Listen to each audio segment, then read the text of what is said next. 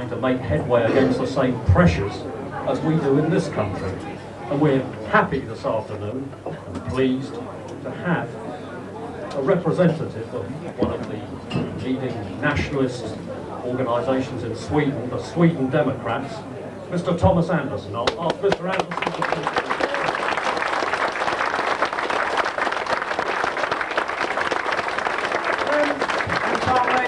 Of the British National Party, thank you for inviting me to your annual rally, 1995. Firstly, let me introduce myself. My name is Tomas Andersson, and I am the Sverigedemokraterna organizer for Sundsvall, which is situated in the north of Sweden. And I'm also the vice chairman of the party national. The Sverigedemokraterna itself are a campaigning political party, much like the BNP. We have had demonstrations, marches and meetings. And just like in an effort to get our message across. And like the BNP, we produce a regular party newspaper, as well as stickers, posters and leaflets.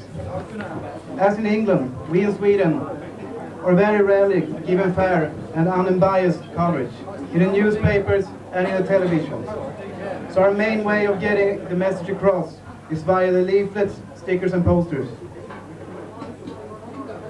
Sweden has for many years a strong leaning towards socialism. Not the modern, trendy version of socialism, so popular amongst the left today, but the old style of socialism, standing up for the working men and women.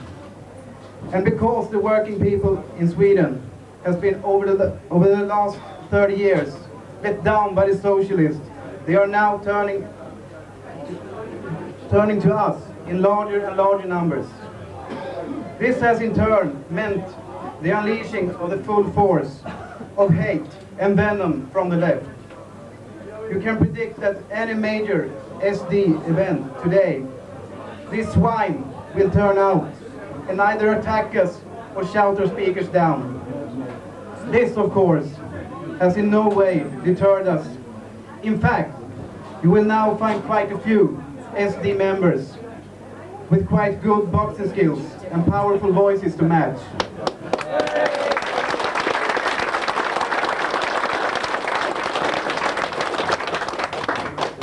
The ancestors of the men and women who rode the Viking longships 1,000 years ago will in no way be intimidated by a bunch of social rejects that seem to find it a real effort to get out of the bed in the mornings without a daily dose of drugs and alcohol.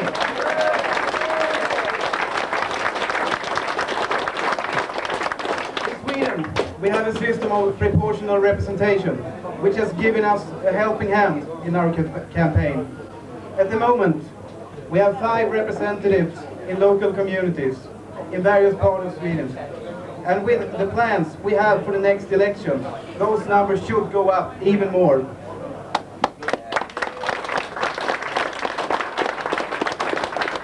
Having never been in England before, but knowing a little about the immigration problems you have here in the United Kingdom, it was quite an eye-opener arriving in the capital city, London. When I, as a Swede, think of England, I think of its strong military tradition and of its glorious empire days, when Britain really did rule the waves. But it seems to me that a very high percentage of the London folk are either black or brown, or in one shade between. I know from speaking to English comrades here today, from around the United Kingdom, that this mass immigration trend is happening all over your fair land. You and the BNP are the only party in Britain with the guts to not only say we must stop the mass immigration, but also begin a policy of repatriation, which is the only way.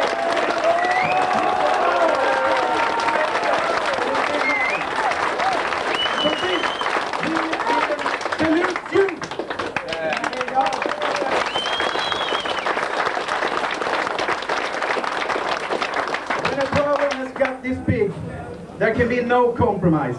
Repatriation and nothing less. Again, speaking to English comrades here today, many find it hard to believe that Sweden itself has an immigration problem. Unfortunately, like England, Sweden has been infected by the same liberal guilt complex. And over the last 30 years or so, immigrants from everywhere imaginable have poured into Sweden. Now, if you want to see a Chilean flute band play, or see how an Ethiopian tribesman dresses, you don't have to go that far. Just come to Sweden. We got more than enough.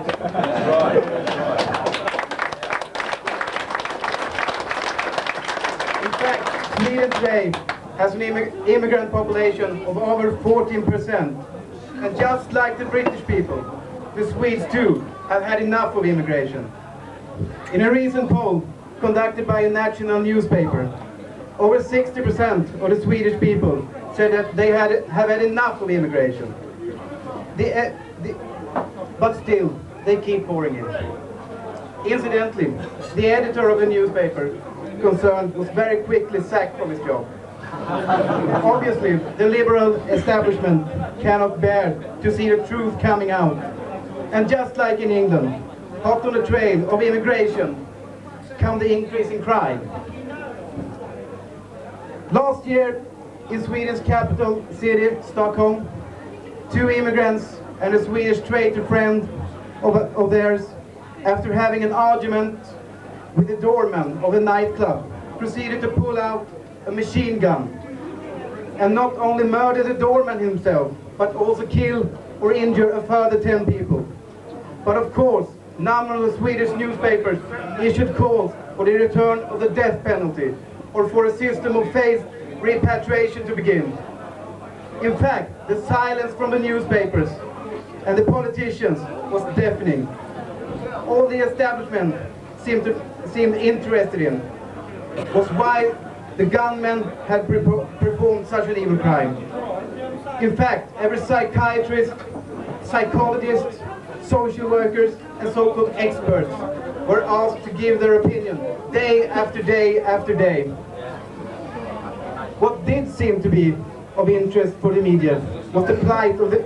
What did not seem to be of no interest to the media was the plight of the victim and their families. During the trial, a radio station presenter landed in hot water when he, during a show, suggested to his listeners that sending the gunmen to prison would only affect them emotionally.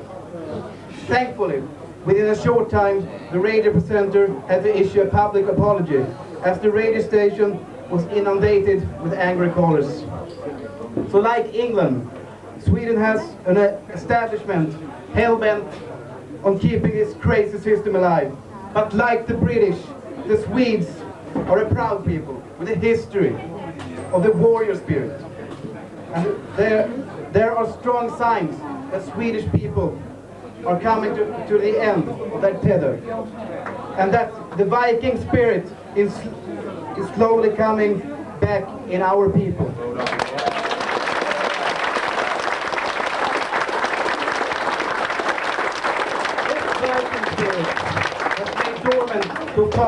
For far too long. And like Britain, the time is running short. The Western man and woman really are at the 11th hour. But the right spirit, which is very evident here today, and a serious and far-thinking political party as the vehicle for getting the message across, will and is giving the people hope, a real alternative to the mess it is in now.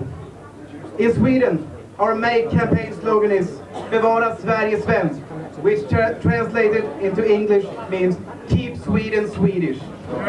This slogan